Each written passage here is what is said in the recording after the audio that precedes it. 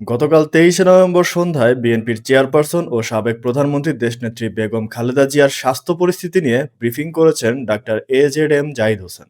আজকে আমরা যে কারণে এখানে ভর্তি করিয়েছি সেটা হচ্ছে যে ওনার কতগুলো সমস্যা একসাথে দেখা দিয়েছে। সেটা হচ্ছে ওনার চেস্টে ইনফেকশন হয়েছে এবং যেহেতু উনি হার্টের সমস্যা আগে থেকেই ছিল, আপনারা জানেন যে ওনার হার্টে পার্মানেন্ট পেসমেকার আছে এবং হার্টে ওনার স্ট্যান্ডিং করা হয়েছিল, রিং পরানো হয়েছিল।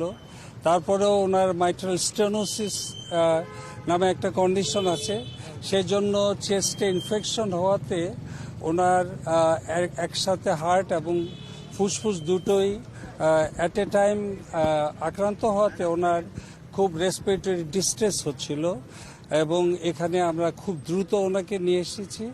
নিয়ে এসে আমরা খুব তাৎক্ষণিকভাবে যেই দ্রুত পরীক্ষাগুলো করা দরকার করেছি। করার পরে আমরা প্রাথমিক যে রিপোর্ট পেয়েছি সে অনুযায়ী মেডিকেল বোর্ডের সবাই বসে আমরা প্রাথমিকভাবে ওনাকে অ্যান্টিবায়োটিক দিয়েছি। ওনাকে যেভাবে প্রাথমিক দ্রুত এবং জরুরি চিকিৎসা দেওয়ার দরকার হয় সেটা দিয়েছি এবং আশা করছি যে নেক্সট 24 আওয়ার্সের মধ্যে আরও কিছু রিপোর্ট আসবে।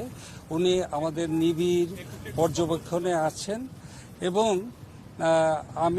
আমরা মনে করছি যে নেক্সট 12 আওয়ার্স 12 ঘন্টা ওনার পরবর্তী পরিস্থিতি কি হয় সেটার জন্য খুব গুরুত্বপূর্ণ। ডেস্ক রিপোর্ট, বেতার কেন্দ্র।